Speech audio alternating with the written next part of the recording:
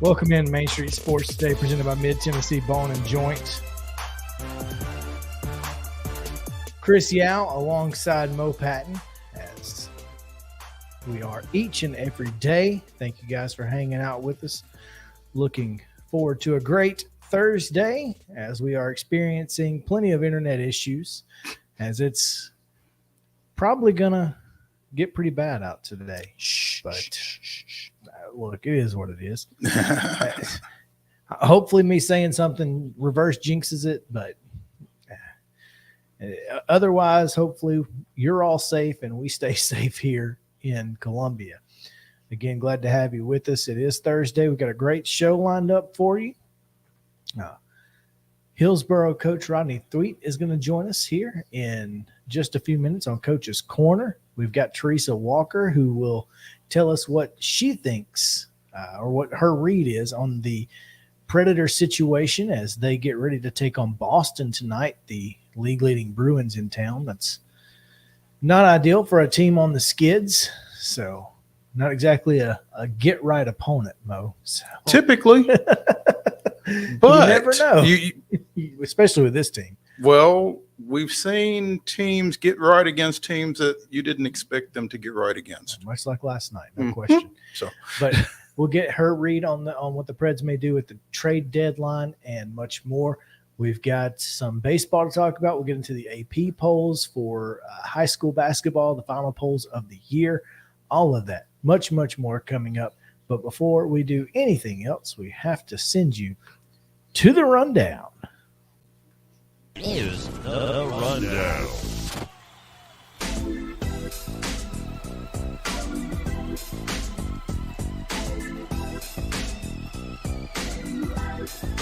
So in girls, there we go. In girls basketball action on Wednesday night, Brentwood Academy defeated Lipscomb Academy 54-40. Father Ryan edged Christ Presbyterian Academy 38-36. It was Gallatin 69, Hunters Lane 34.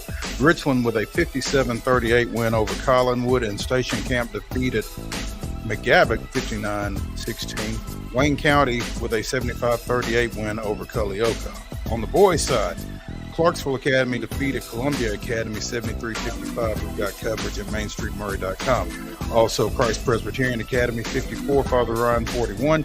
Davidson Academy with a 42-39 win over Battleground Academy. Eagleville 70, Huntland 57. Lipscomb Academy 63, Ensworth 47. Good Pasture with a 60-44 win over Franklin Grace. Hillwood defeated Valor Collegiate 78-56. Glencliff 68, Maplewood 54, Murfreesboro Central 48, Hume Falk 33, and the Webb School with a 67-58 win over Friendship Christian. Men's college basketball action on Wednesday night. Belmont defeated Evansville 95-63, and number 1 Alabama goes to Thompson Bowling Arena and goes down. The Volunteers with a 68-59 victory. 10th ranked Tennessee win. In the NBA, the Memphis Grizzlies won a game at the FedEx Forum, defeating Utah 117-111. So over the last 2 weeks, it's been pretty embarrassing basketball from teams from Tennessee. They all got right yesterday. There you go. Belmont, Tennessee, and Memphis all getting back on track. So that's good to hear. It is. Tonight's schedule, girls basketball action. Go ahead. This game that you're about to read has been postponed until tomorrow. Okay. Girls basketball action tonight, 8-2A. At the higher seed will be KIPP Nashville at Pearl Cohn at 6, and Republic at Whites Creek also at 6. And 10-2A play is at Mount Pleasant tonight. Lewis County takes on Loretto at 6, with Giles County and Summertown to follow. 11-4A action, Centennial is at John Overton at 6. In 12-4A, I think Summit is at Ravenwood, unless there's That's correct. Okay, it says Ravenwood at Summit. I'm pretty sure it's Summit at Ravenwood. It is. It is absolutely correct. At 6 p.m. 13-4A at Clarksville. West Creek will take on the hosts at 6, and then Rossview and Springfield to follow. Boys action, 10-1A. These are at the higher seed. Colioca is at Richland, and Wayne County is at Santa Fe. Both of those games scheduled to tip at 7 p.m. In 9-3A action, Liberty Creek goes to White House at 7:30. In 11-4A, Brentwood hosts John Overton at 6. In 12-4A, Summit is at Columbia at 6. Wilson Central is at Mount Juliet, and that's in 9-4A action. And 10-4A action at Beach. Hunters Lane takes on Hendersonville at 6, and McGavick has Gallatin at 7:30. College basketball tonight, doubleheader action at Morehead State. Tennessee State plays beginning at 6 o'clock. That game can be seen on ESPN Plus. At 5:30, Trevecca is at Kentucky Wesleyan. Also at 5:30, Cumberland is at Bethel, and UT Southern is at Freed Hardeman. Again, those are all doubleheaders, beginning with the women in all cases.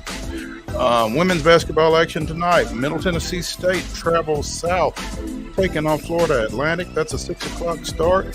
Also at 6 o'clock, Lipscomb is at, I don't guess it's Dunk City for the Florida Gulf Coast women, but that's a 6 o'clock start. It can be seen on ESPN Plus. Tennessee goes to Northwest Arkansas, taking on the Razorback women. That's a 6 o'clock tip on SEC Network. Also at 6 o'clock on ESPN Plus. Austin P is at Stetson. And Vanderbilt goes to Coleman Coliseum, taking on Carly Weathers and the Alabama Crimson Tide. That one's on SEC Network Plus. Men's basketball tonight. FAU is at the Glass House against MTSU. That game can be seen at 6 o'clock on CBS Sports Network, 7 o'clock on ESPN Plus. North Florida is at Lipscomb. Also, Jacksonville is at Austin P. That game is on ESPN Plus and tips at 7 as well. And as Chris mentioned earlier, the Bruins are at Bridgestone Arena against the Nashville Predators. That's a 7 o'clock start on Valley Sports South. And that is your rundown.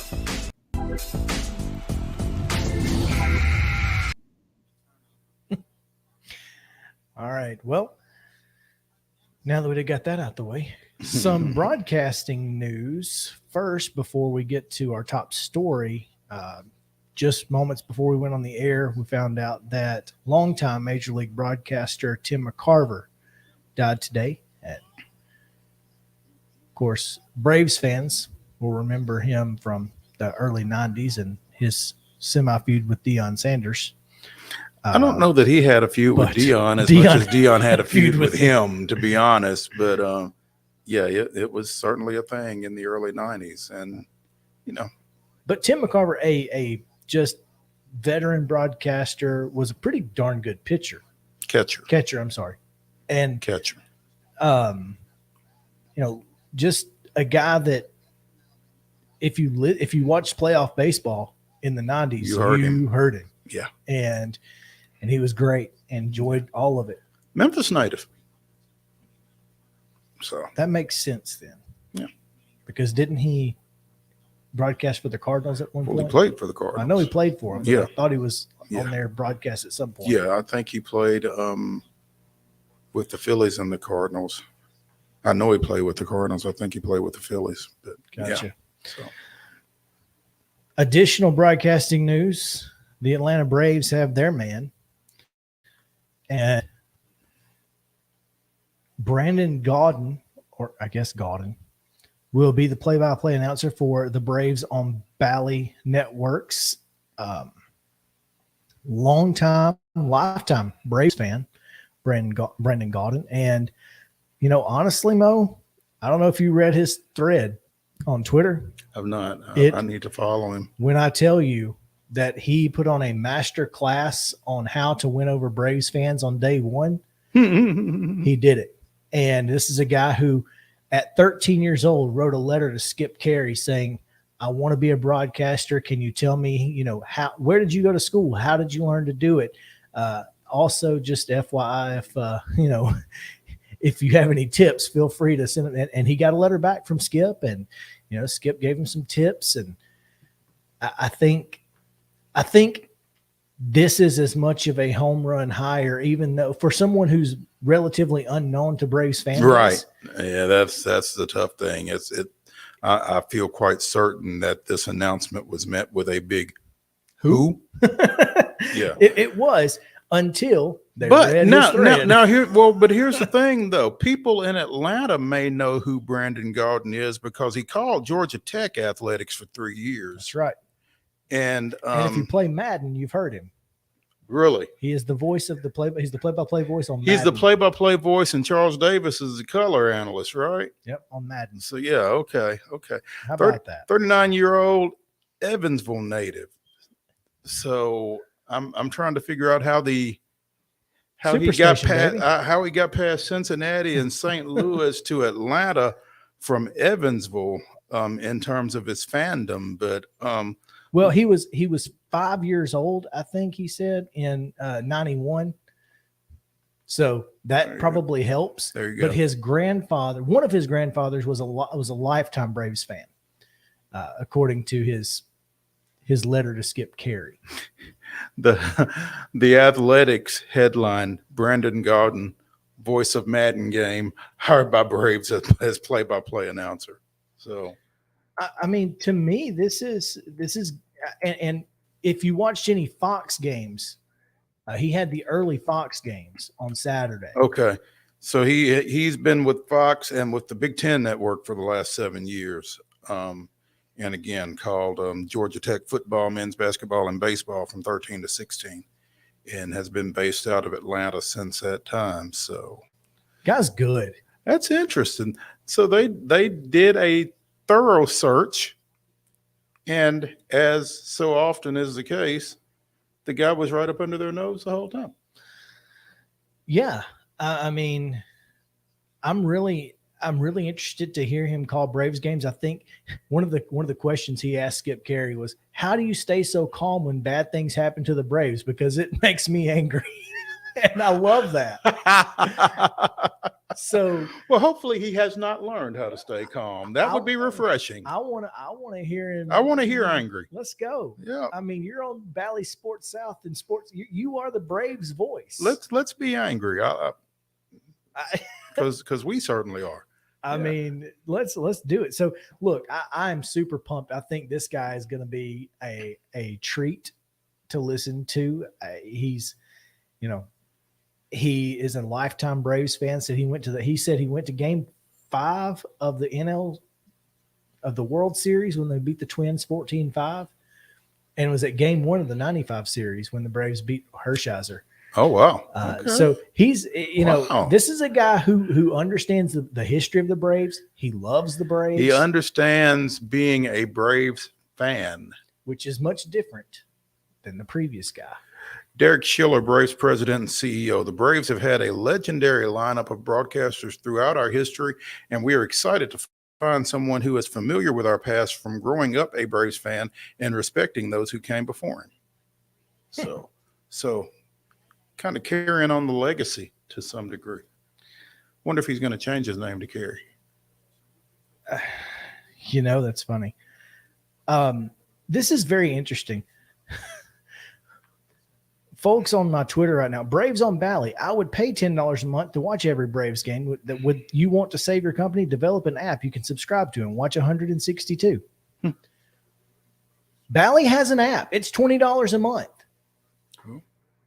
I would say here over the next bit with everything that's going on, folks are going to be finding it. I mean, I don't understand. Maybe people don't know. Clearly. Like, this is a problem for Bally right now, who, by the way, is going through bankruptcy, and we don't know what's going to happen. Right. When we're talking about Rod Manfred said that, whatever happens, the games will be on TV. Now, however, if we've got to produce them or whatever, that's fine, but they're going to be available to fans. Now, what that means for blackout cities, I can't tell you. But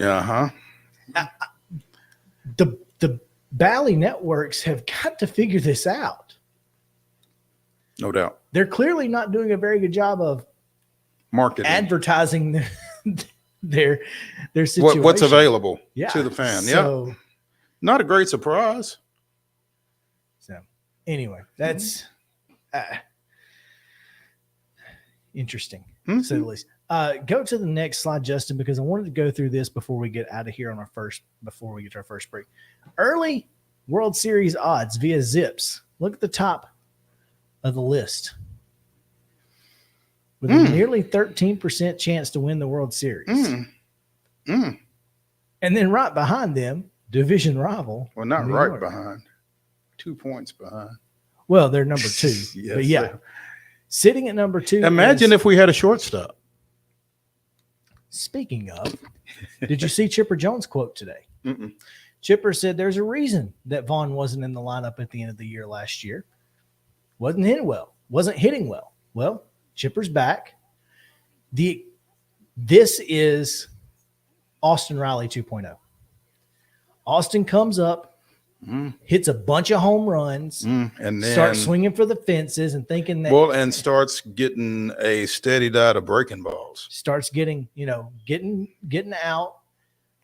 Chipper comes in, basically fixes him.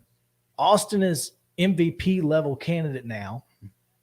Vaughn Grissom comes in, first at bat, hits one over the monster. What are you going to do? Well, you're going to try to hit a home run every time because this is easy. Right? Not so fast, my friend. Chipper Jones comes in and says, we're going to work with it. Ron Washington the other day said, do you think Dansby was Dansby when he got up? I did see that. So you've got two of the best in the business working one-on-one with Vaughn Grissom, essentially. If he can't get better, it's on him. It's on him. And he's going to get better. He is. And here's the thing, is he's still good. He's already good. Mm-hmm. That's what's scary is he's going to end up being a great middle infielder in 2 years.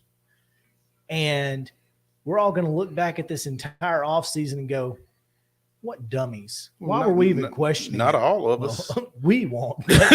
Some people are. But you'll look back at this and go, what idiots? I can't imagine. I'll look back at this and say, I told you so. Told you so, exactly. and I will. I will say it. We'll look right into this because I'm just that petty. Yeah. But the Braves, the Braves could win the World Series this year. Of course, the Braves can win the World Series every year at this point. The Braves could have won the World Series last year. No question. I think the schedule had an impact. It did. And I don't know if that's going to change this year or not, but it's getting to be about that time too. I mean, pitchers and catchers have reported, and a lot of non-pitchers and catchers have reported, including Ronald Acuna Jr., who hates his teammates or whose teammates hate him, who hates his teammates so much that he came to camp early to make them look bad. Yeah. Oh man. Well, anyway, excited for Brandon Gaudin. Yeah. Looking forward. Just followed him. 7 they're going to do 7 spring training games. I don't know if Brandon's going to be doing those games or not. Well, I would assume he is. But Bally's going to broadcast 7 spring training games, so go ahead and get ready.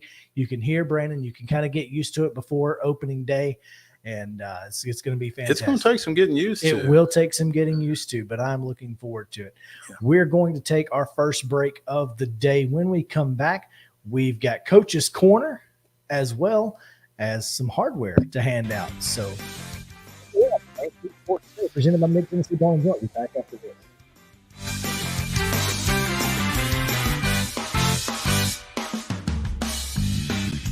Mid-Tennessee Bone & Joint treats your orthopedic injuries and existing conditions. Our trained physicians will get you back in the game faster. Contact us at 931-381-2663 or www.mtbj.net.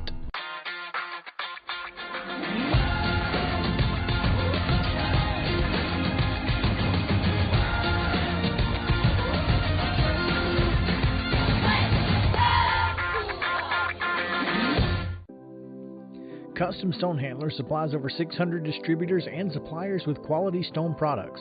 Along with River Stone, we produce and distribute over 100 building, landscape, and other bulk products.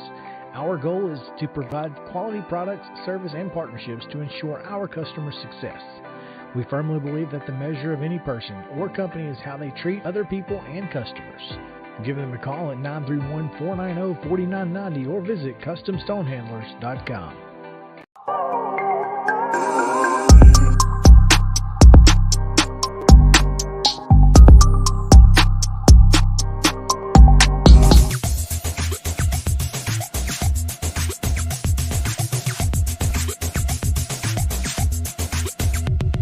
Welcome back in.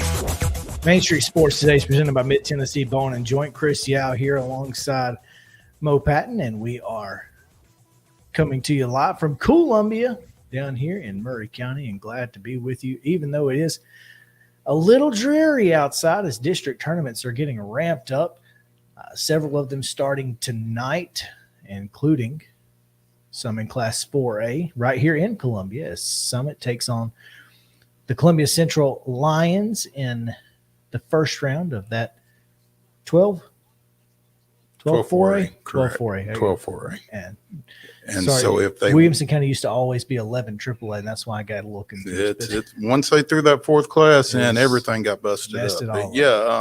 So the winner of this first round / quarterfinal game, because there's a phrase that you don't like, and I don't really care for it either, but the winners will advance to, they claim a berth in the Region 6 4A tournament, which will be hosted at Hillsboro.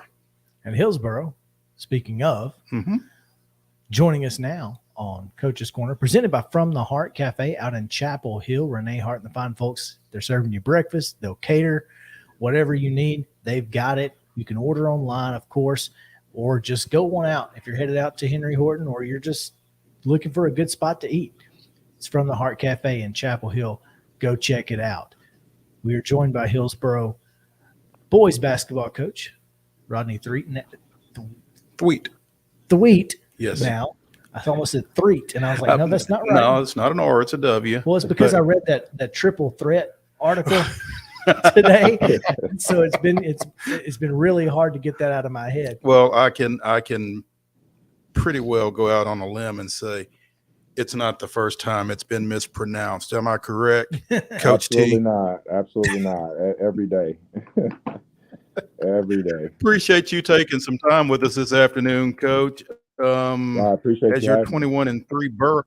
Yeah, you're 21-3 boroughs. Sitting atop the Associated Press Class 4A statewide poll in its final version that came out earlier this week.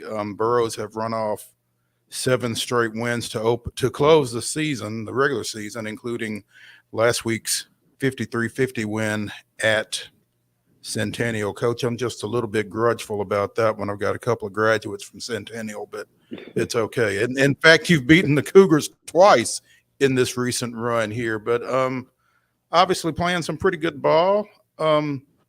2 of your 3 losses came back to back against Good Pasture and East Nashville. I mean, you gotta like what you guys have been able to accomplish thus far as you head into the second season, I guess.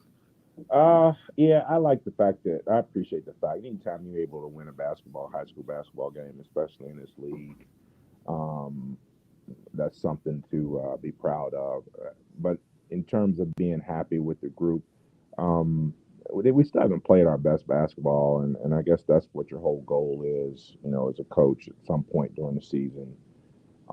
You maximize your potential, and I think we've done a really good job of winning basketball games, and but you'd always like to see the kids be able to come together and say that this was our best performance, and at some point during the year you want to see that, and this is the perfect time for it if we can put it together, but we haven't done it yet, so we're still on the edge here every day trying to push to get to that that point where we're saying that you guys really have maximized your potential this year. So I think we got a lot of growth still to be had before we get to regionals.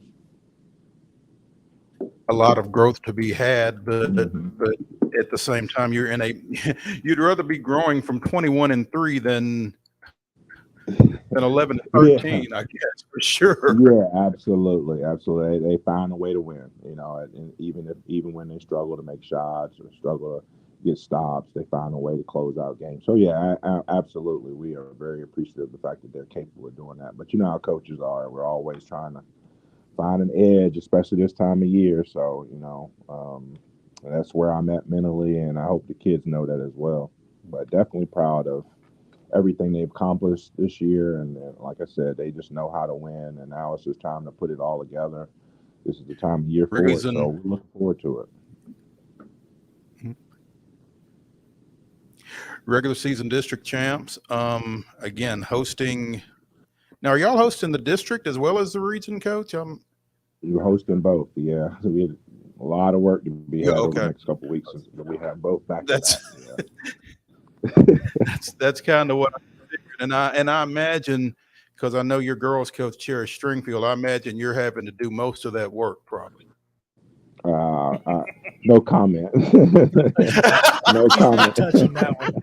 No, that was a good one, but I'm not falling for that one, man. I'll be in trouble for weeks over here if I say something like that. But no, she's helping out a lot. We've got pulling together to get this thing done. That's great.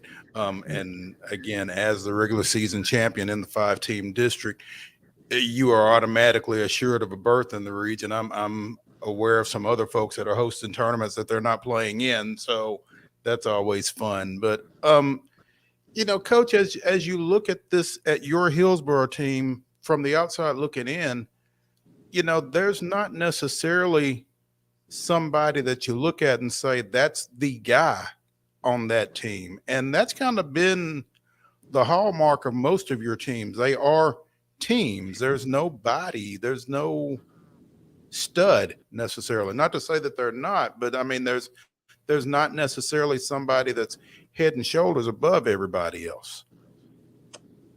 Yeah, I think that maybe due to the system, we don't lean towards one or two players. We try to play have nice balance scoring, and that's always been the case for us. But you're right. Typically, we have guys that develop really well, and by the time they're seniors, they can carry us a little bit. Thaddeus Johnson has done that the last couple of weeks. I think he scored 30 points in 4 out of the last 5 games. And he's just kind of emerged out of nowhere as being that guy for us, and that came from a lot of work. Our kid hadn't missed a practice or a workout since he's been here at Hillsborough, and now that stuff is starting to pay off. And we do lean on him a lot, but we do have a lot of balance, and I think that the guys do a good job of moving the ball around and playing unselfishly and trying to play basketball the right way, and that's why you see a lot of balance in the scorebook for us. I think the kids do a good job of buying in to our style of play, which has been really consistent, over the last 17 years. We try to maintain an effort on defense and play as a team on offense. So I think that's probably why you see it that way. They just bought into being Burrows. Speaking with Coach Rodney THWEATT here on Coach's Corner, presented by From the Heart Cafe out in Chapel Hill. Coach, as as you look at this year's bracket, obviously you got to get out of the first round first, but of course, last year you guys met Franklin in the championship game, come up a little bit short, 48-44. What kind of motivation does that give your guys going into this year's tournament to finish it off and get that championship? A lot. I think that's been their motto. I think they've worked their butt off since the off season started with that in mind and finishing the job. I mean, they haven't needed a lot of motivation this year. I think that's just carried over throughout the regular season into practice this week. It's been amazing how they have used that as motivation to finish out the job, because they had opportunities to win that game as well as in the region against Independence and kind of slipped away from it. So, they were a very young group last year, still very young, 3 sophomores lineup, but even having that experience as freshmen has made them grow up a whole lot faster. So, yeah, they definitely are motivated to finish that job. But they also focused on the process as well. They didn't skip any steps. So that's the thing I'm most proud of. A lot of times teams try to skip right back to where they ended off and forget that they have a regular season to play. And to have a group that young be mature enough not to do that is special. Coach, you talked about your offensive balance, and I've talked to coaches, and that can almost be a double-edged sword, I guess, from the standpoint that, yeah, it makes you a really tough scout. It makes you tough to get ready for, but also, in a close and late situation when you need a basket, where are you going? Trey Johnson, and no doubt about it, our senior leader, only senior starter we have. Like I said, 30 in the last. To see 3 out of the last 4 games, he's shooting the lights out. He's a great athlete, can get to the basket. If we need a basket, we're going him. And there's times where our point guard, Cortez Graham, sophomore, we've used him in games. So, but for the most part, Trey's been our offensive leader.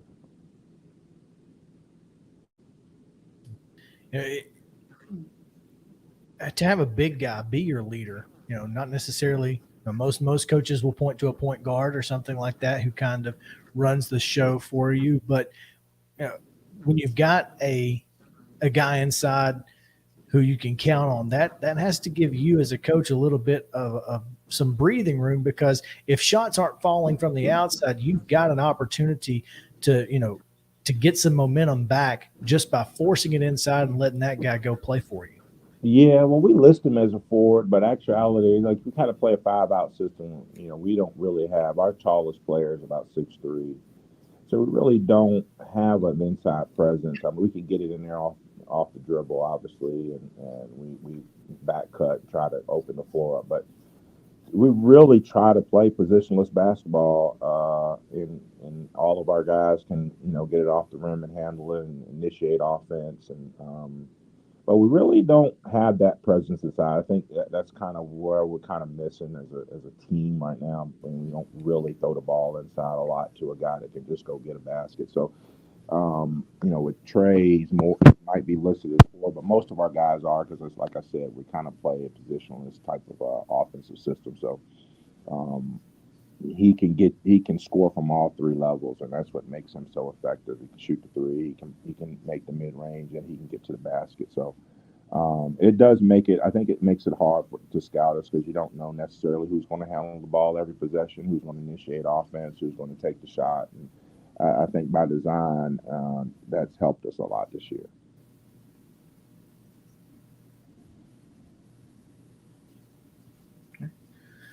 Coach Rodney THWEATT here with us on Coach's Corner from the Heart Cafe. His team hosting District 11. Tonight will not be at his place. Will be it. Did we say Brentwood? That play-in game is. I don't have that bracket in front of me. I'm sorry. What did you just say? What did you just say? That's that first round game. John Overton at Brentwood. John Overton at Brentwood. Okay. So they'll you guys will get the winner of that John Overton Brentwood game. Brentwood just obviously Battle of the Woods is a difference, throw the records out kind of thing, but Brentwood just getting a big emotional win over their rival Ravenwood last week.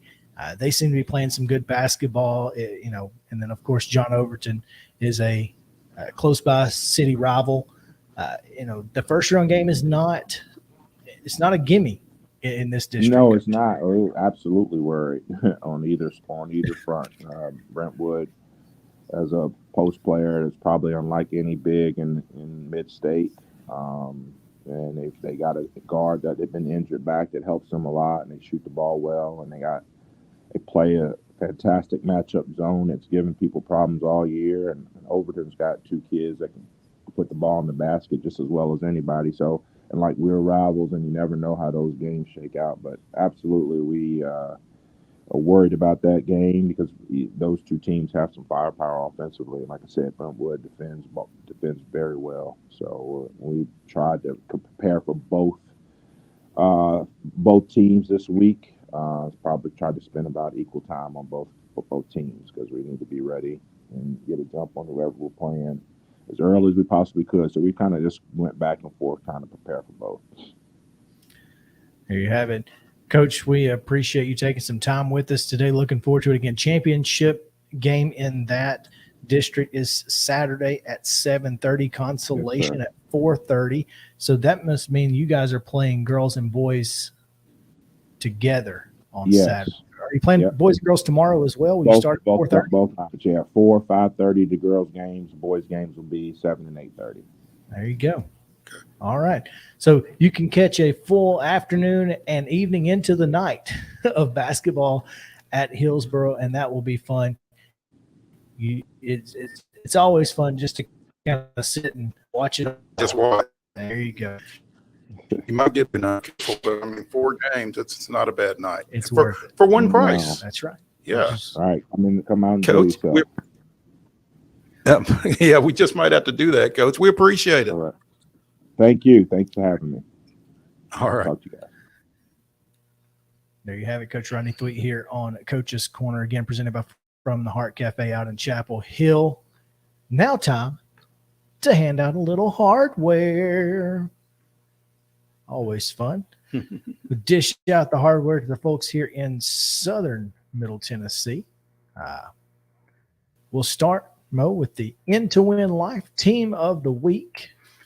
In-to-Win Life Team of the Week. Presented by Custom Stone Handlers. Give them a call, 490-4990 or customstonehandlers.com. It is the Columbia Academy Bulldogs. They won 2 of 3 games last week, falling in the finals of the Division IIA District 3 tournament. But their 2 wins were over teams that they had lost to recently.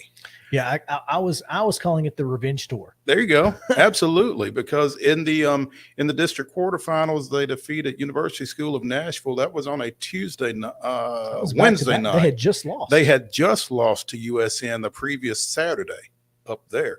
And then on Friday in the semifinals, they defeated Battleground Academy, who they had just lost to on a buzzer-beating layup on the Thursday before they lost to USN on Saturday. So, yeah, successful revenge tour. Shame that they hadn't lost to Webb very recently since they lost to them in Saturday's final, 62-55. And, of course, unfortunately, their season came to an end last night with a region quarterfinal loss to Clarksville Academy. But the Columbia Davidson Academy ended up beating BGA 42-39. Yeah, I think it was late with a putback, and then I think they got a free throw at the end. Wow.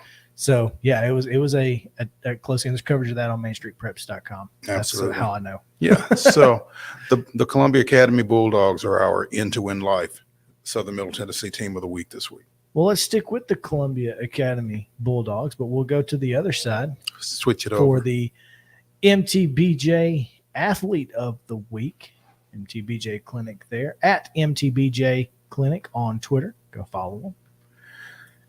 Columbia Academy senior Maddie Lewis, 27.3 points in 3 games, 3 tournament games last week for CA.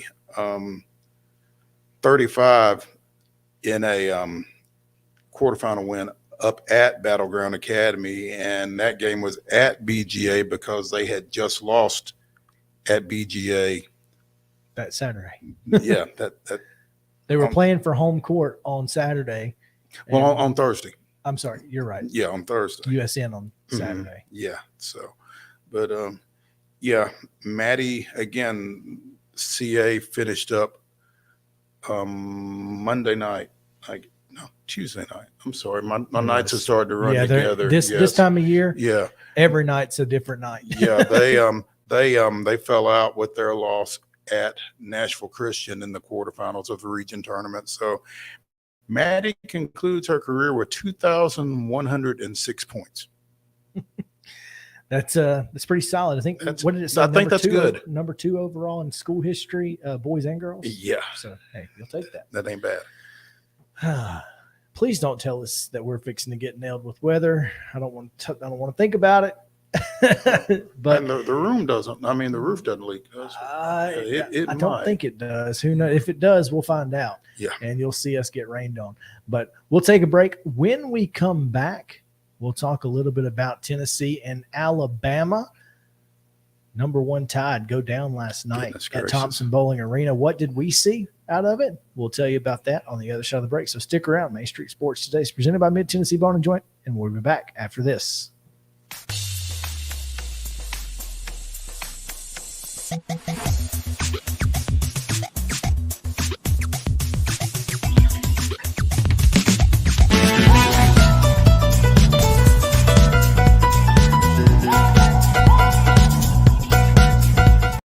Jones and Lang Sporting Goods here in Columbia.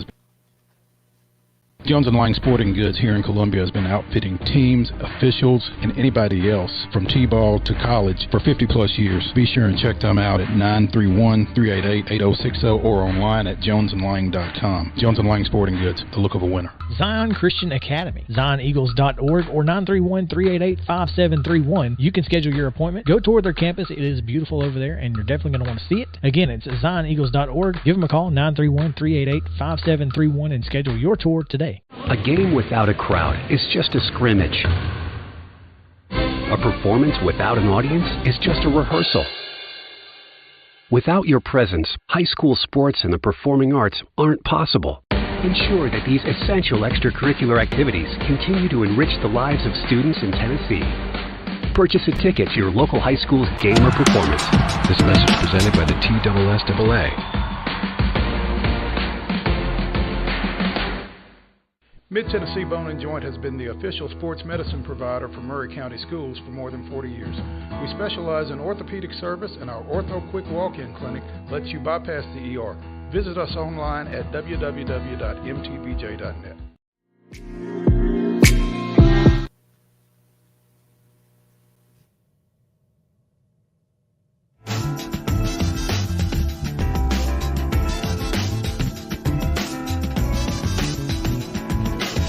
Welcome back in Main Street Sports Today, presented by Mid-Tennessee Bone & Joint. Chris, Yow and Mo Patton. y'all send good vibes Justin's way. Nothing is working after yesterday with him dealing with his laptop, and today he's feeling it, and he needs good vibes. Justin is on the struggle bus today. Yeah, and that's okay. And it happens. Hey, we're here for you, Justin. You just let us know. Hang in. Hang in, hang out, hang on. Yeah. Do you have anything for us today, Justin? As far as wait, is my mic not working? Hold on 1 second. Yes, we're here. Yeah, we got you. You could turn it up. Okay. Yeah. Gotcha. Oh, there we go. Okay. I was All just right, cool. curious if you had something for us. I do. Yeah. The question. You're talking about the question, right? Yeah. What you got? All right. So here we go. Ready?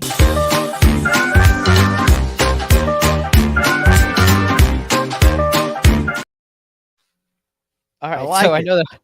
Yeah, it's a little anticlimactic. It's brand new, so it's but it's brand new. So I'm kind of, we're working it in. Right, exactly. Okay, so my question is as soon as it loads here, would you rather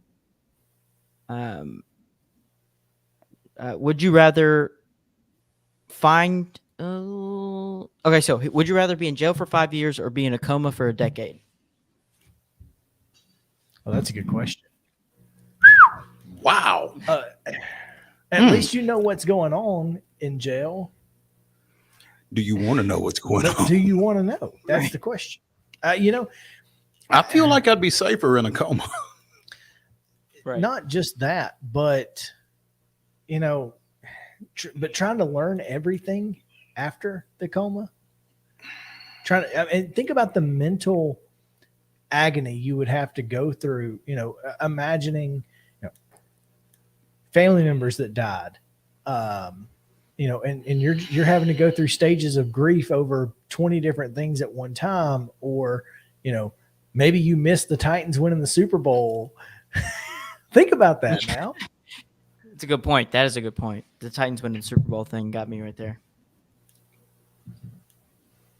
As my mom has told me, I'm too pretty for jail. I think all of our moms. And with that being the case, I think I would prefer anything over it. And kind of you sleep really well in the coma. Do we in a coma? And yeah, do we get to pick the jail? I mean, yeah, sure. Okay, because here's the thing: the federal prison that like Todd Chrisley's at down in Florida, I'd probably pick that. Oh yeah, it's you can't go anywhere, but it's not that bad. So what do you got? What Cheryl's? I'm saying it's not compared to a coma. Comparatively speaking to any other jails. Yeah, it's not Angola. Yeah. I mean, it's not Rikers or anything. Yeah. That's an interesting question for the first question of the day, Justin. Way to announce your presence with authority. Thank you, sir. It didn't come off smoothly, but we got there. Yeah. It'll go better. Would I have to have a boyfriend in a coma? What? We are just reading the comments from Geezer. That is a phenomenal. Oh, it's a pertinent question. Would I have to have a? That's so valid. That's a valid one. This does enter into the consideration of the question. I do believe it does. In fact, yeah. I just know that if I went to prison, I would definitely be someone's B word. So I'm not down for that. So we're staying out. We're staying out, Justin. All right. I think I'm going coma too. Yep. It just is what it is. Yep. It took you longer to get there, but you got there. Yeah, it is. I'm with you. Yeah. Chris is like, take me to the clink. Right. If I can go to a federal prison, most of those guys are white collar. You're probably not going to have to deal with some of the things that you would deal with if it were a state pen, with murderers. And rapists. Yeah, exactly. So you don't have to deal with that. Yeah. But most of the time in federal prison. So that's where I'm going. But, all right. Let's leave this darkness behind us. Let's talk a little bit about. I may or may not have some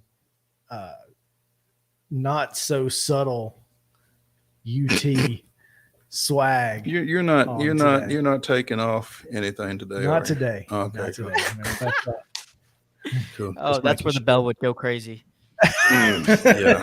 Let's not. Tennessee last night welcomes #1 Alabama. We talked to Wes Rucker yesterday. Welcomes? Is that what you would call that? Was that a welcome? They said, "Yeah, come on in. Come on in. Take this butt whooping." Come on in. We got something for you. Yeah. And they did, in fact. What a night for Tennessee basketball. It obviously tied at halftime, but for the most part, Tennessee was in control of tempo, of the defense, which was the most important thing. Just kind of let them be physical, and when Tennessee can be physical with its defensive pressure, there are more times than particularly when you've got Placic and easy for me to say, and Kamwa. I just call them Euros. Euros. With those two guys in there, if you let them physical, if you let it become a street fight, advantage UT. Yeah, they're going to win just about every time. Yeah. And frustrating Brandon Miller for a lot of the time. Obviously Noah Clowney didn't have a great night. to me, it just felt it was on a mission to get. Yeah. And I think what we figured out was when Tennessee knocks down shots, defense regardless. But when they knock down shots, they can play with anybody in the country, period. Well, and I think that's kind of the right there. And defensively over the last two games, they just didn't have great defense. And having great defense and making shots, I mean, that's gonna bode well for you if you're Tennessee almost every time. And I love that they, pulled out the old school, the 1936 jerseys, unis. Yeah, the old school jerseys for this one. It was a good night for Tennessee basketball.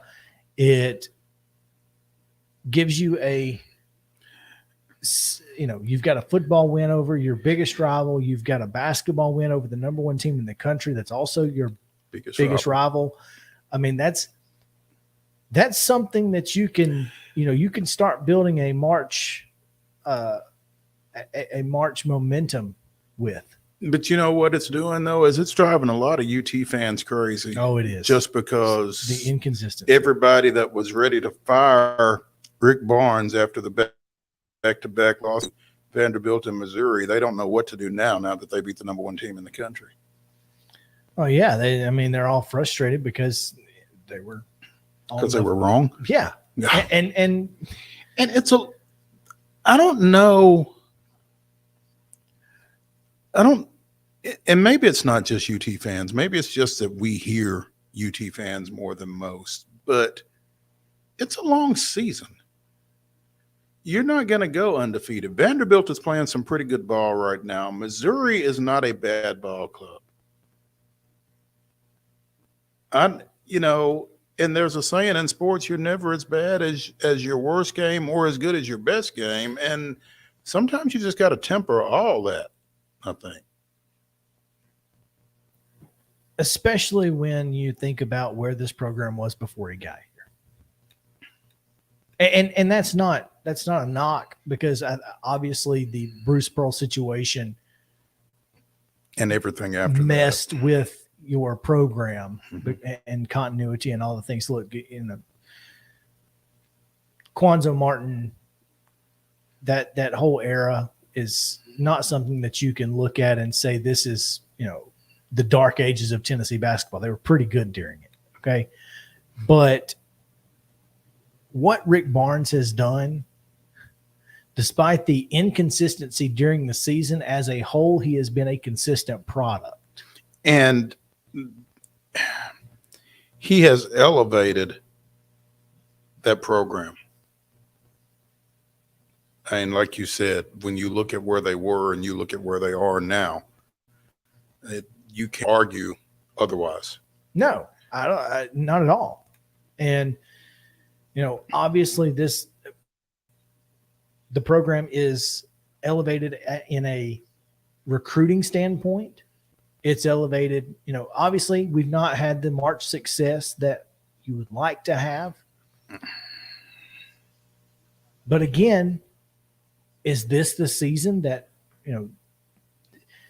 is this the season that you get past around the 32 and maybe get into the Elite Eight or, something like that? And here's the thing. I was thinking about this as I was driving home last night and listening to the tail end of this ball game. As crazy as college basketball has been this year, maybe this is the year, because there's nobody that is unbeatable. There's nobody untouchable. This is as much of any given night college basketball year as there has been in a long time, I think. Tennessee now back to the top number 2 seed for Lenardi. But you know what? I didn't trust that guy when he had Tennessee ranked, or seeded 3, 4, whatever. I'm not going to trust him now. I mean, I'm just not. I've seen too much trash out of him to really pay attention to what he's saying one way or the other. He was right last year. He had them as a 3, and they ended up being a 3. He's been pretty spot on with where Tennessee's going to end up. I mean, I don't think that despite having a win over 2 number 1 seeds, that this team can get back to a 1 seed unless they were to beat Alabama again in the SEC tournament. I think that's the only way that they could. I don't know that they can get back to a 1. I don't know that they deserve to be a 1. Be honest.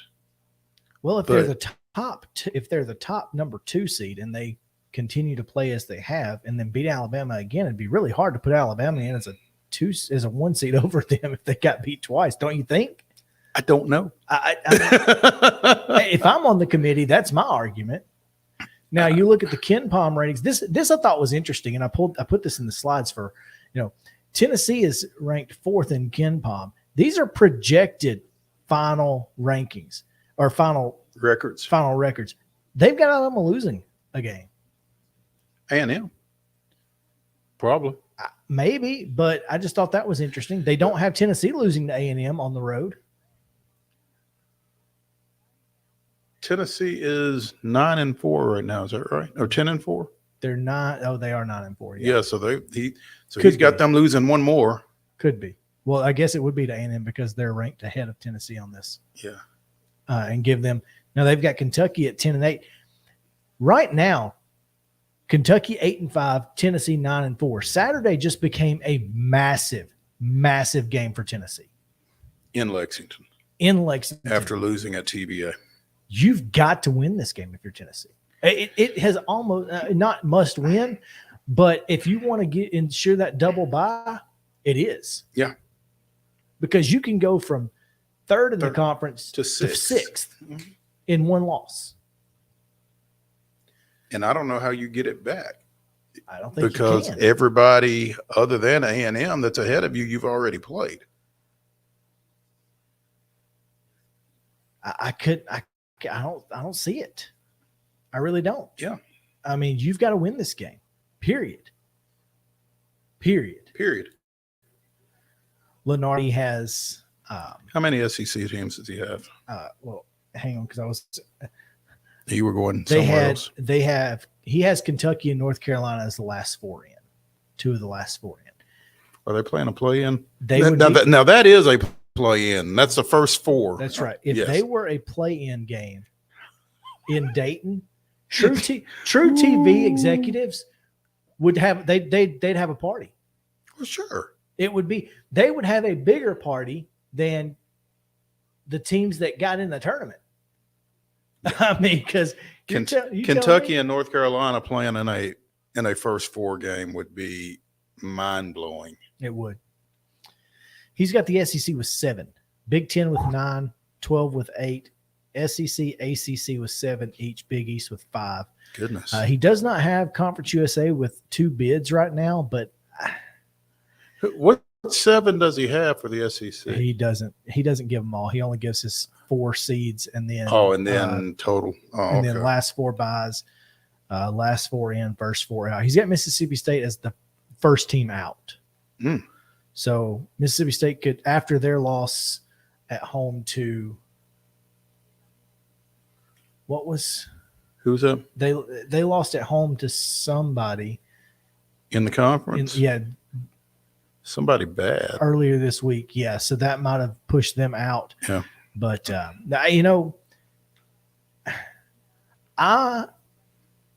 if Florida Atlantic doesn't win the Conference USA, they're going to be a bid stealer. You think Florida Atlantic's going to get in at large? I do. I think they're a bid stealer. If they lose in the conference championship game to somebody like UAB, I think they're a bid stealer. I think they get at large because I think Conference USA has proven this year that it's good enough. They were the only conference in the country with every team above 500 going into conference play. Conference USA, this is not the OVC of Murray State. No, I mean, I get what you're saying. I understand everything you're saying. I understand the basis even if they're 11, that has to play in.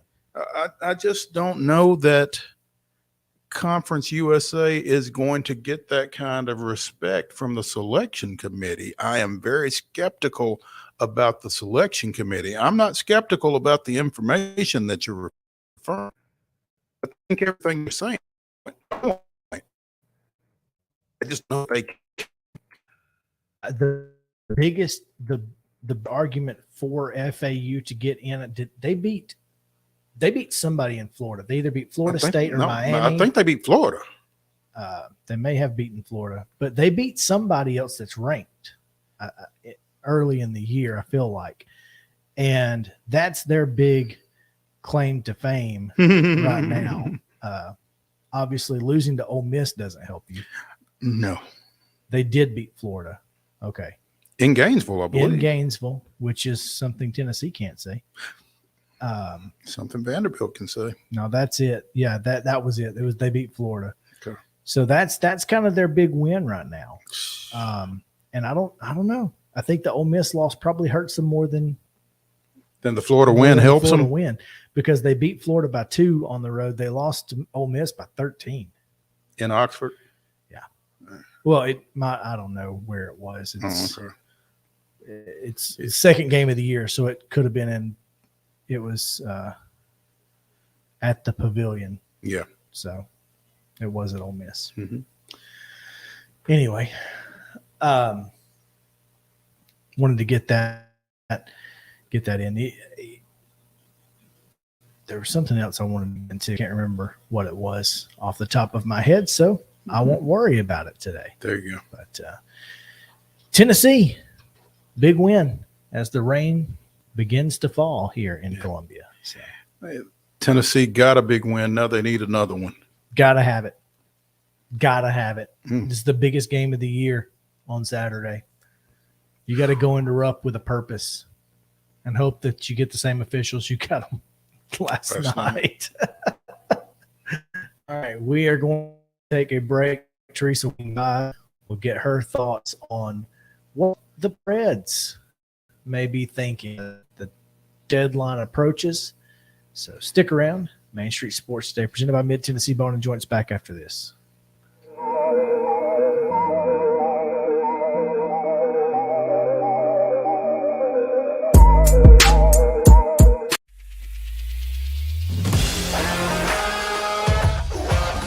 Hockey in Music City just hits different. It's one big honky-tonk party. It's the sea of gold in the crowd. The goals, the saves, the celebrations. It's an experience like no other. Don't miss a minute of the action this season. Visit NashvillePredators.com/tickets to get your seats today. That's NashvillePredators.com/tickets. And we'll see you at Bridgestone Arena. You've been putting back a few, and a few becomes a few too many. For a moment, you think about calling for a ride. Nah, you live nearby. What's the worst that can happen? You get pulled over, your insurance goes up, you lose your license, you total your car, you kill someone. Walmart Supply Chain is hiring in Lebanon. Earn up to $22.25 an hour when you join our new fulfillment center. Enjoy competitive pay and premium perks, including 100% paid college tuition, 401k match, flexible schedules, a free Walmart Plus membership that includes discounts, and free Paramount Plus, paid time off, and so much more. Fulfilling work starts right here. Text JOIN to 240-240. That's JOIN 240-240 to apply now.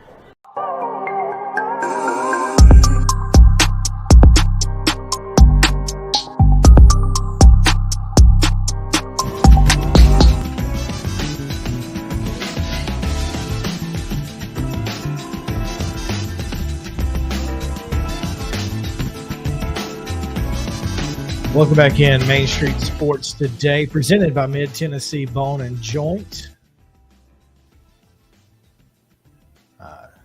Chris Yow and Mo Patton here with you on this now disgusting Thursday.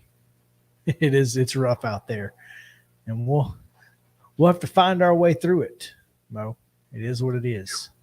But right now, we get a chance to talk a little hockey as we bring in Tennessee sports editor for the Associated Press, Teresa Walker. Teresa, welcome back. Good to see you. Good to see you guys. And yeah, I'm kind of hoping that maybe this line passes through before I attempt to drive to the borough for instead of being at Bruins Predators tonight, as I originally was planning, FAU sneaks into the AP poll at number 25. So I'm going to be at the game against the Blue Raiders tonight. Glass House.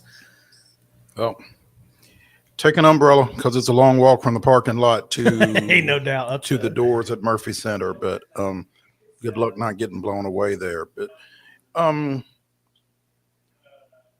if the last few outings are any indication, you'll probably see a better game at Murphy Center than you would have at Bridgestone. I mean, the Preds have kind of gone the other way here of late, coming out of the break, have they not? They have, and that's, we've seen that so many times over the years that, you know, they get hot and then there's you know, they get their game break. And, you know, last year was kind of what had been supposed to be the Olympic break. And then when they come back out, you know, they just stumble out of the gate and they can't, you know, pick up steam. And the problem is when, you know, yes, they have games in hand on the teams that are ahead of them in the playoff standings. But the fact of the matter is it's, you know, they lost to a team Monday night that was behind them in the standings, a team that is literally in competition for the number one draft pick. And they blew a 2-1 lead and, you know, they gave up 2 shots in the second period. One of them goes in and the second one went off the crossbar.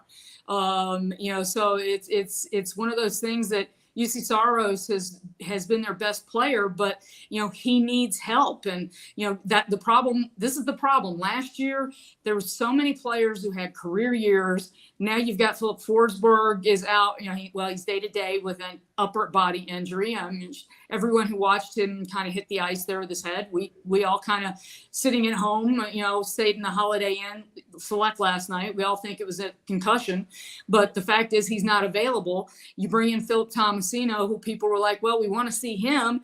You know, if Eeli Tolvanen's doing so well in Seattle, let's see what this younger kid can do. And, you know, his first outing, you know, it's not like they let the world on fire. So, you know, now just watch. They may go out and, you know, they host the Bruins tonight. They host Florida on Saturday. And then they've got Tuesday night, they're back here again against Vancouver. But they've got to win some of these games. You've got to start stringing wins together if you're going to be competitive and have a chance to get into that wild card. And guys, the NHL trade deadline is getting closer and closer and closer. And that's the thing. You've got to, you know, is David Poile going to be a seller? Is he going to be a buyer? I don't see and have not seen anything all season long to make me think they should be buyers.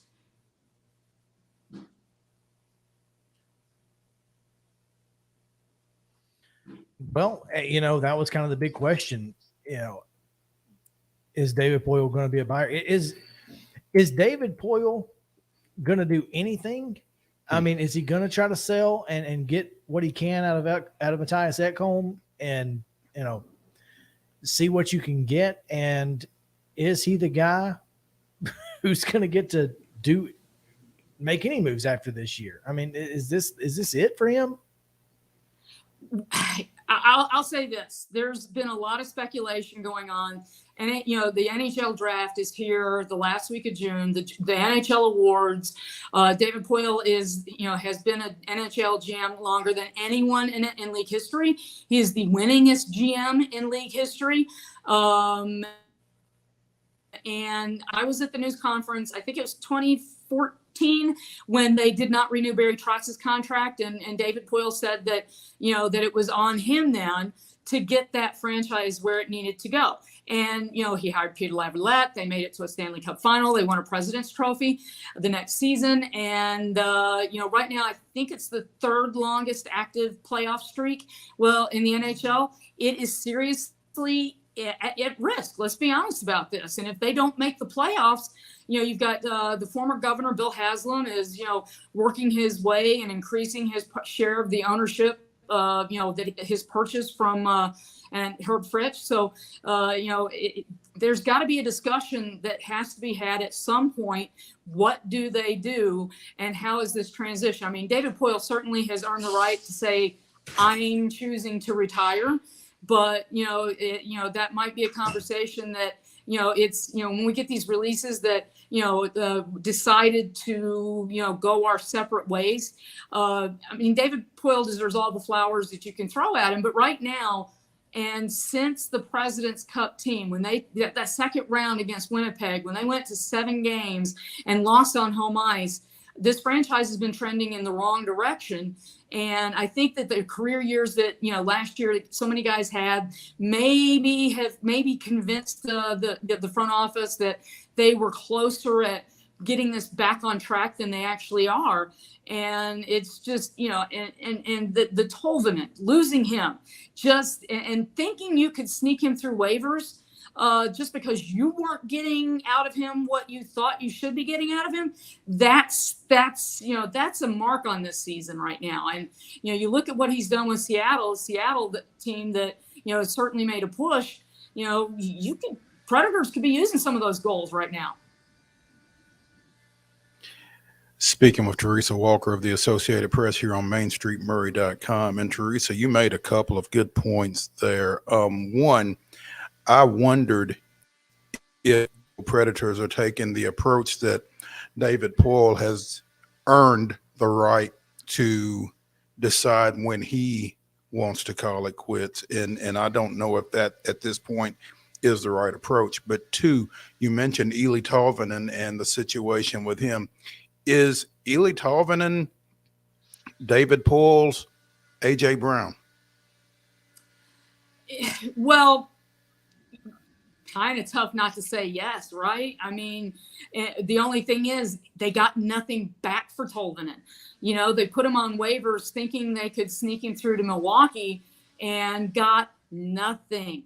So as we get closer to the trade deadline, you're thinking of what pieces can we get back for the future? Well, here's a guy. Seattle is sitting third in the Pacific. They are if the season ended today, so to speak. And you've got, they picked him up for nothing. At least the Titans got the 18th pick in the draft to go get Traylon Burks, a guy who, certainly hopes to build on, we saw flashes, once he got into shape and he showed some great signs of some potential. And you give him a full off season with Rob Moore. I'm really looking forward to what he might be able to do this next season. But the challenge is nothing for Tolvanen. So it's a little apples to oranges, but this one may hurt more. Yeah, it does. I mean, you didn't get anything. That's brutal.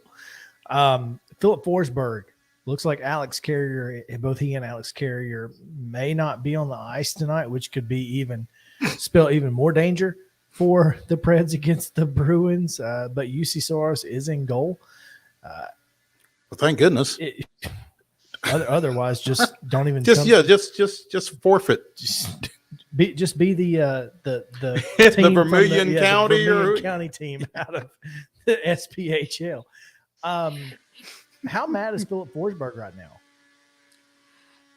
Well, Forsberg did go down. I mean, let's be honest. I mean, he got hurt. He was wobbly when he got back up. He needed help getting off the ice Saturday in Philadelphia. So, but that's the thing. I mean, Arizona sat a defenseman Monday night for a second straight game because he's the subject of trade talk. So, the problem is some of these contracts that David Poile has given out has locked them into some of these players, making trades tough, if not impossible to do. So, it limits those options that he might have coming up on the trade deadline. So, there's got to be when David Poyle, in his conversation, his weekly appearance on local show last week, when he's mentioning that, might be sellers, David Poyle may be the most optimistic person I have ever met in my life,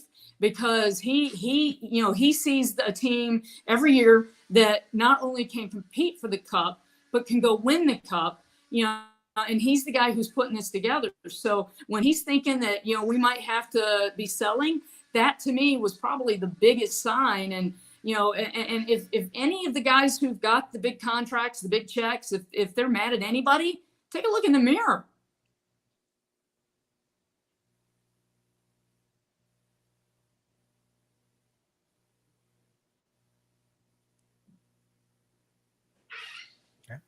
Absolutely. I mean, we pay you money for a reason.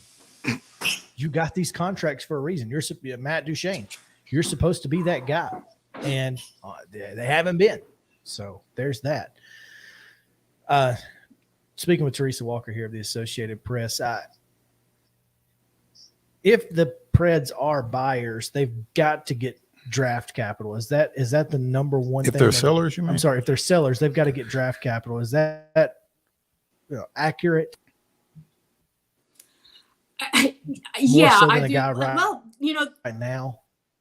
Well, I think that it wouldn't be bad if you get a guy who's under contract for a couple of years, somebody that can maybe grow. I mean, let's not forget, the biggest, the second biggest trade in franchise history behind the Shea Weber for PK Subban was the Martin Erat to the Capitals deal that netted you Philip Forsberg, a guy that the Capitals had given up on. A guy that the Capitals gave up on, yet they still got something for him. And the Predators were ready to move on from Erat. So, and turns out that, talk about looking over your shoulder, wishing maybe you hadn't given up on him so early. Capitals and Philip Forsberg, they're going to be tied together for a while. And if you want an update, the rain just hit here in Franklin. So that storm system seems to be moving in a little quicker than maybe it was predicted. So maybe it's picking up speed. But, they've a couple of years ago, they needed to restock their draft capital. David Poyle has done a good job of kind of rebuilding that ladder and the putting the cabinet together again. And you look down at Milwaukee, you certainly got some players down there who are performing and getting much needed ice time. So that's why if you can get somebody who, maybe a younger player who you see, your scouts see and maybe think you can get something else out of, I wouldn't mind that. But, it's definitely think of the future time for the Predators. I mean, unless they go out there and surprise us tonight and on Saturday and put together a winning streak, because it is time. I mean, you've got games in hand, but games in hand do you no good when you don't win games.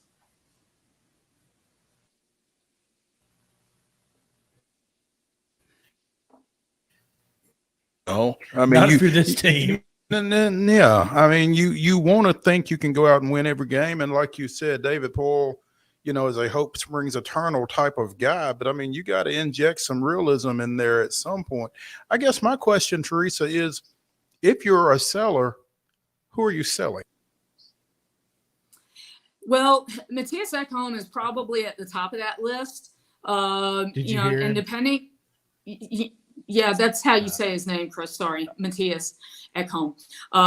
But if you want to go crazy, it depending on how much somebody offers you, then I mean, if you've got a chance to get some draft picks in June's draft that could maybe help you make a big jump and compete to get to that number one spot, to try to make a trade to go really high, then maybe you have to have a hard conversation about UC Saros. You've got Lankinen has performed fairly well when he's been on the ice. We've seen Yaroslav Askarov had, I'm sorry, but he has become a must-see sensation for the way he celebrates wins and shutouts at the AHL level. So maybe you take a swing like that, because Saros is on a contract that, another team, a goal hungry team could absolutely, somebody who thinks that they just need to fix their net to be a contender might be willing to give you a king's ransom. So I think that anybody who could, so if somebody calls and is interested, have the conversation and see what's being offered. And don't turn anybody down out of hand. You need to have the conversation, and you need to check everything carefully, because you don't want to get, the challenge is when you're rebuilding. And I'm looking at the standings right now. They're yes, they're 3 games back of the second wild card spot in the West, and they've got 3 games in hand on Calgary, who's holding that spot, but Minnesota's ahead of them, and they're they're 5 points ahead. So could you catch them? Yeah, but I've not seen anything out of this team this year that doesn't think that we see another, if they make the playoffs, that they don't get swept again. And is making the playoffs enough to satisfy the fan base, or do you try a tourniquet around it and kick the rebuild into a higher gear? So those are the conversations that they hopefully are having to try, because they've got to be talking about this in that front office. They've got 3 assistant general managers, the ownership group. Bill Haslam's got to be involved in this, because, his share of the ownership group is going to be increasing over these next 2 to 3 years. And, you need to be setting the framework for where this franchise is going to be over these next 3 to 5 years. And that, let's face it, the trade deadline, the draft here in Nashville are going to be key components of what this team is doing. You don't want to get caught in the wasteland that the Chicago Blackhawks have been, since their last Cup win.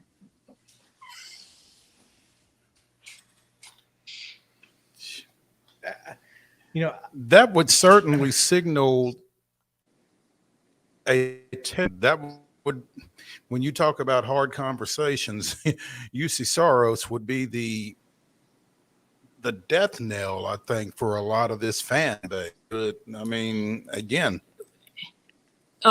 Mo, desperate times. This fan base saw Shea Weber traded for PK. Yeah, Shea Weber was traded for PK Subban. I mean, that shows that no move is beyond David Poile. Okay, that he was your captain. He was the guy that you gave a massive contract offer sheet to. You had to match the Philadelphia offer sheet. And that was lots and lots and lots of money and lots of years. And we're still waiting to see if that comes back to bite them, with Shea Weber currently, injured, and, looks like his career is over at this point. And shoot, PK was honored Monday night because he's retired. So, if you can trade a Shea Weber, you can trade on anybody in this franchise. The problem is, who's interested in the pieces you have? And what are they offering?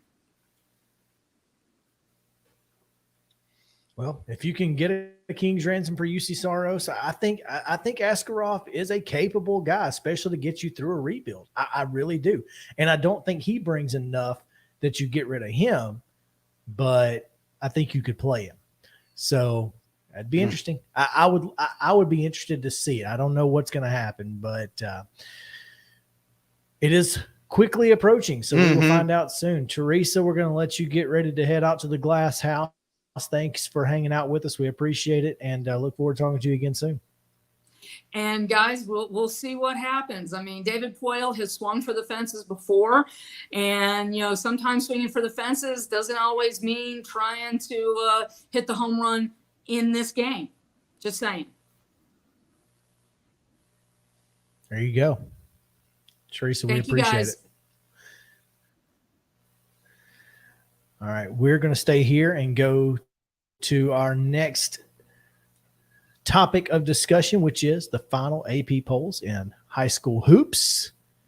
We start, Mo, in Class 4A for the boys, where Hillsboro is atop. We talked about that earlier with Rodney THWEATT. He's got his Burros number 1 in the final poll. They swapped with Independence, who dropped from 1 to 2 following that close loss to Franklin. They still got 1 vote, but the first place votes in Class 4A spread out. Yeah, that's wild. With among 5 different teams, I guess. Bartlett is 3rd with a couple of first place votes. William Blunt is the only team in the top 6 that did not receive one. Oak Ridge and Rossview each received a first place vote. They are 5th and 6th. And rounding out the top 10 is Germantown, McMinn County, Gallatin, and Houston. 16 and 7 Houston. But I'm sure they played a monster. Yeah, I'm sure they played a monster schedule. Yeah. So likely to see Houston in Murfreesboro. Exactly. Yeah. In 3A, Haywood County sits atop the poll with 7 first place votes. Lawrence County down to 10th from 9th last week, and they'll stay there in the final poll. Yeah, they I think we mentioned it earlier this week, but they lost a 57-55 game to Spring Hill, I think, last week. Yeah. And which that's not Spring Hill's pretty good when they're on it. I'm telling you, man, Page does not want to see them. I really don't think they do. So that might be an interesting ball game tomorrow. That will be an interesting ball game tomorrow in the District 8 3A semifinals down at Lawrence County. Oh, by the way, speaking of games tonight at Mount Pleasant have been postponed. They will be played tomorrow. Girls at 4:00 and 5:30. Boys at 7:00 and 8:30 tomorrow at Mount Pleasant. So if you were planning to go to Mount Pleasant, don't. Just FYI. Class 2A, East Nashville, undefeated, 9 first place votes. Go figure. Fairview sticks at number 2 where they've been for most of the year. And that's pretty much it for teams in our cast.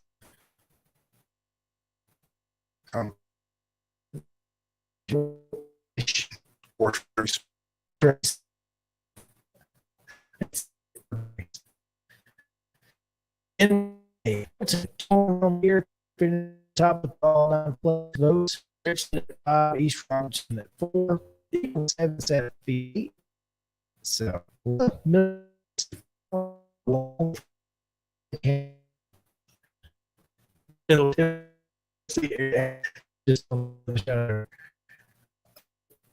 just getting votes in the poll. You know what it makes for this year. You're gonna get